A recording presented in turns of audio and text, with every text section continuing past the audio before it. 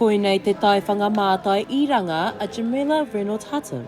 E here ana I tōna whakapapa me ona wawata mātauranga. Ever since I was little, I've always been very interested in the idea of whakapapa.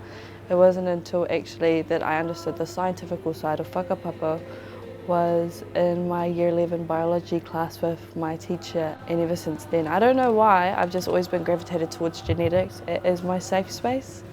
Hunuku mai ai a Reynolds-Hatem I tāmaki makaurau, kia tūhono anō ki tōna Ngāi Tahutanga me te whakatutuki I tētahi tohu I te ao mātai I ranga.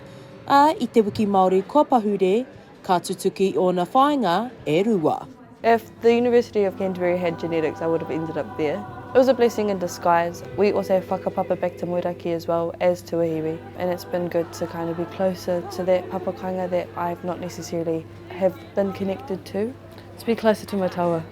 But why I picked Ōtākou really was to be within āturanga waiwai and also study what I love studying, which is genetics.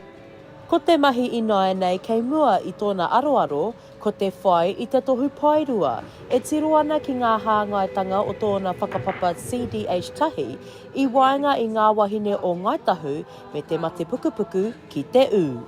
I always want to help people. That's been my basis. And why would I want to help others before I help my own? I'm the only tauira that is actually in the specific mahi for Ngāi Tahu within the scientific setting. And when I told him that I'm Ngāi Tahu, he said, well, there is actually a project ready for you, which is for Ngāi Tahu. So I think it was a tohu. It was a tohu for me to be here and be in this position and represent us as tahu.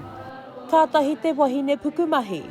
Hei āpiti atu ki ana mahi tohu pairua, ko ia rā te tumua ki takirua o te rōpu Māori ki Ōtākou Whakaihu Waka.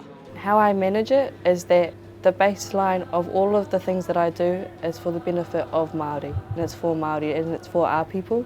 And I think that's how I cope, is that I know that it has a purpose. My dad, he's an extremely hard worker, and he was, he's from Syria. And all my tauas and powers. It's probably why I'm so all go and no breaks. I'm learning to sometimes just breathe and just enjoy the view, and I think that's what I'm excited about for graduating.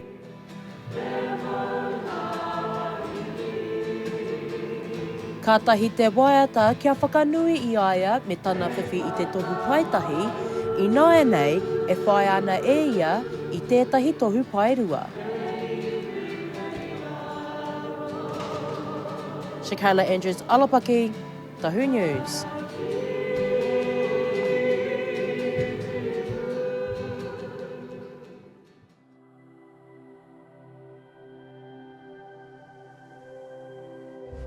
Ko te reo, te take.